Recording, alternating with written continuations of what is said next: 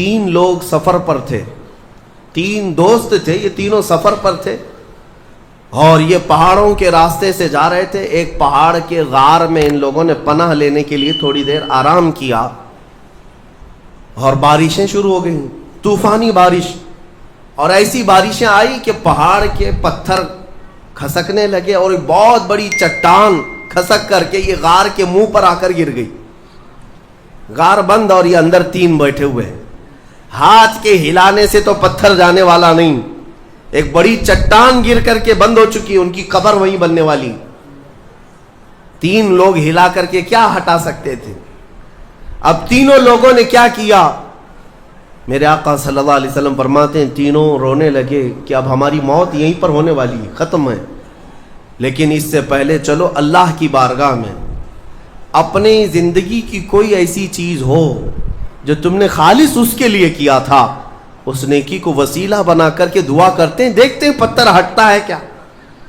تو تینوں نے اپنی اپنی زندگی کی ایک ایک چیزیں شمار کرنا شروع کیا۔ توجہ چاہتا ہوں، پہلے ایک بندہ سجدے میں گرتا ہے اور عرض کرتا ہے مولا تو جانتا ہے میری ایک بوڑھی ماں تھی، ماں کی خدمت بہت کیا کرتا تھا، ماں کی بہت تعظیم کرتا تھا۔ ایک دن رات کو جب میں گھر پہنچا تو میرے پاس صرف ایک روٹی تھی اور تھوڑا سا دودھ تھا۔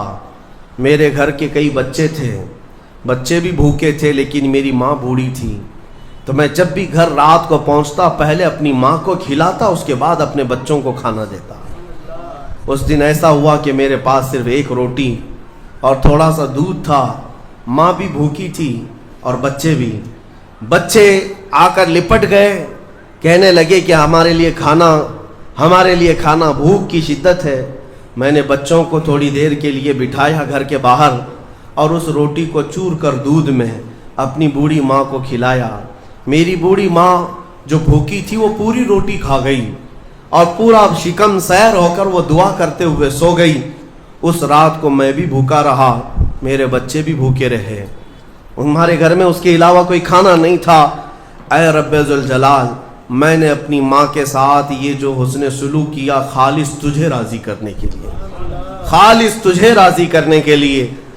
مولا اگر یہ میری نیکی تجھے پسند ہے تو یہ چٹان کو ہٹا دے۔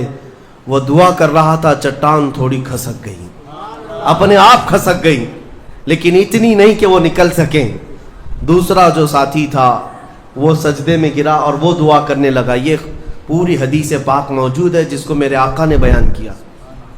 میرے عزیزو، زندگی میں کوئی ایسی چیز ہو جو اللہ کے لیے کیا ہو، پھر دیکھنا زندگی کی مصیبتیں آئیں، اسی نیکی کو تم اللہ کی بارگاہ میں رکھ سکتے ہو۔ دوسرا سجدے میں گرتا اور کہتا ہے مولا تو بہتر جانتا ہے، میں اپنی چچیری بہن کا عاشق ہو گیا تھا۔ اس کی چچیری بہن تھی، چاچا کی بیٹی، عاشق ہو گیا اور ہم دونوں میں معاشقہ چلنے لگا، ایک دوسرے سے محبت کرنے لگے۔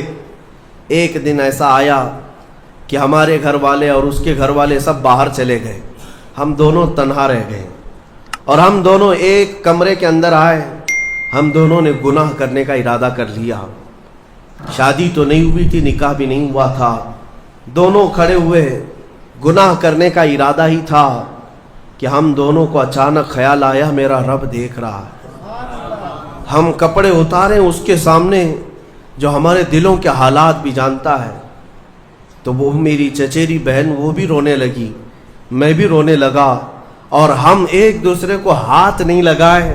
مولا اس زنا سے اور اس بدکاری سے اگر میں بچا تھا تو میرے رشتہ داروں سے ڈر کر نہیں، خالص تیری رضا کے لیے، کہ مولا کریم کے اس سلطنت کو میں اپنے گناہوں سے پامال نہیں کروں گا۔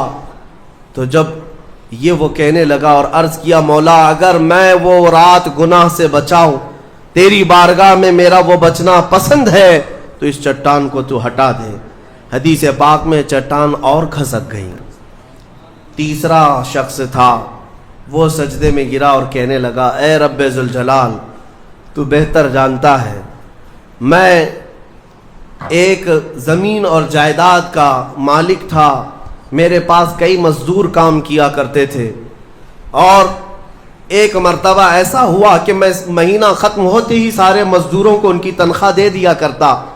ایک مزدور ایسا ہے جو اپنی تنخواہ لیے بغیر چلا گیا.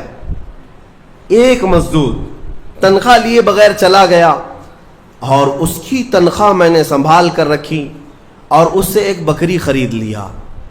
میاں لوگ تو کسی کی سیلری ہو دبا کر کے کھا جائیں گے, اور یہ حدیث پاک میں جس کے لیے کہا جا رہا ہے وہ بندہ کہتا ہے میں اس کی پوری تنخواہ سے ایک بکری خرید لیا, بکری کو پالنے لگا. وہ مزدور آیا نہیں, وہ مزدور چلا گیا, مہینوں چلا گیا. بکری کو میں پالتا رہا, بکری نے بچے دی, بچوں کے بچے ہوئے, بچوں کے بچے ہوئے. اے رب ذوالجلال تو نے اتنی برکت دی کہ اس ایک بکری سے ایک پورا میدان کئی ہزار بکریاں بھر گئی. کئی ہزار بکریاں کئی سالوں کے اندر. وہ ان بکریوں میں نہ کسی کو بیچتا تھا نہ کسی کو ذبح کرتا تھا, سب بکریاں رکھا. کئی سالوں کے بعد اچانک وہ مزدور واپس آیا اور اس نے آ کر مجھ سے کہا کہ مالک میں آپ کے ہاں خدمت کرتا تھا, آپ کو یاد ہے کچھ سالوں پہلے میں نے اپنی تنخواہ چھوڑ دی تھی, ایک مہینے کی تنخواہ نہیں لیا تھا. تو میں نے اس سے کہا کہ ہاں مجھے اچھی طرح سے یاد ہے, اور اس کا ہاتھ پکڑ کر کے ان بکریوں کے ریوڑ کے پاس لے گیا اور کہا یہ تیری تنخواہ ہے, یہ پوری تیری تنخواہ ہے. اس نے کہا میرے ساتھ کیا مذاق کر رہے ہو مالک, میری تنخواہ اتنی ہے کہ اس زمانے میں ایک بکری بھی نہیں آ سکتی. اس نے کہا ہاں بالکل تو صحیح کہہ رہا ہے, لیکن اس زمانے میں ایک بکری خرید لی میں نے, اور اسی بکری سے اللہ نے اتنی برکت دی, اس میں میرا ایک بھی حصہ نہیں. تیری ان بکریوں کا دودھ تک میں نے نہیں پیا, صرف اور صرف تیرے انتظار میں, اور یہ ساری بکریاں تو لے جا.